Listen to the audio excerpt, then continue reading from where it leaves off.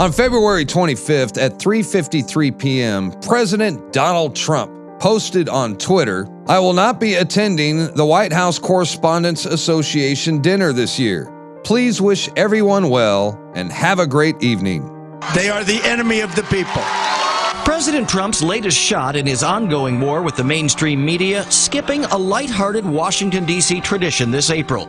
The significance of this post is that this is the first time a president will miss the dinner since Ronald Reagan in 1981. So does Trump's vacancy mean the end of a great American tradition? Or is this the end of a great American hoax? Well, as you might already know, the White House Correspondents Association dinner is an evening that is televised for the whole nation to see, where politicians and Washington insiders mingle with reporters and Hollywood celebrities.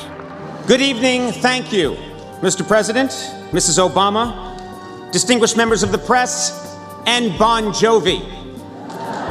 So where does this tradition of combining politicians, actors, and reporters in one televised room, where does the tradition come from anyway? Well, as you might imagine, this did not occur naturally, and it didn't happen by chance. If you read up on the history of the White House Correspondents' Dinner, you'll learn how reporters used to line up outside the White House waiting for an opportunity to meet the president. Teddy Roosevelt, taking pity on the reporters standing out in the cold, invited the press inside for a few questions. Thus, the beginning of the White House press corps.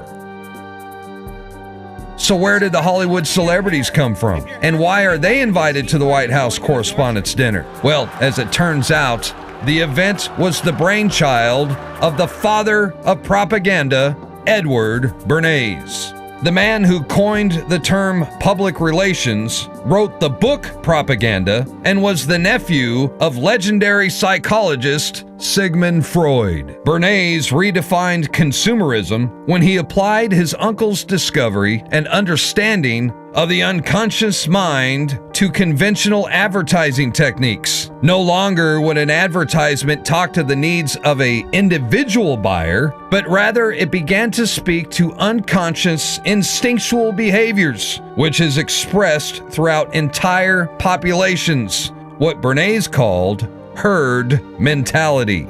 In other words, methods that introduced social engineering on a massive scale.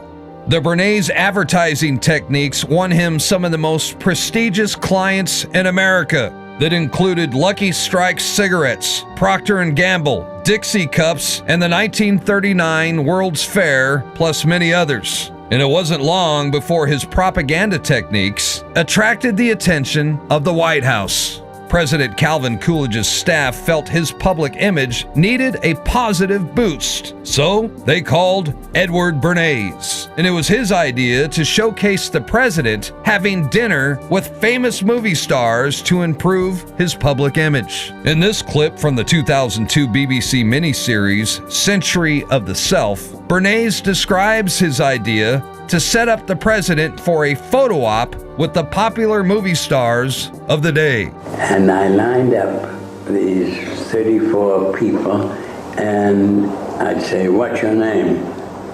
He'd say, "Al Jolson." I'd say, "Mr. President, Al Jolson." Next day, every newspaper in the United States had a front page story.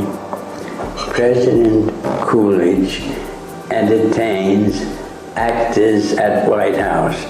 Naturally, this made headlines all across the country. The President of the United States hanging out with some of the most exciting and sought-after in-crowds in the country. Now flash forward to 2017, and this time the President of the United States does not want a photo op with the Hollywood elite, and he will not attend the White House Correspondents Association dinner. In the words of White House spokeswoman Sarah Huckabee Sanders, President Trump wasn't elected to spend his time with reporters and celebrities. This wasn't a president who was elected to spend his time with reporters and celebrities. This was a president who campaigned on speaking directly to Americans, and that's exactly what he's going to spend his time doing. That's right, and if you want to learn more, I highly recommend that you Google and YouTube search Edward Bernays, the father of propaganda.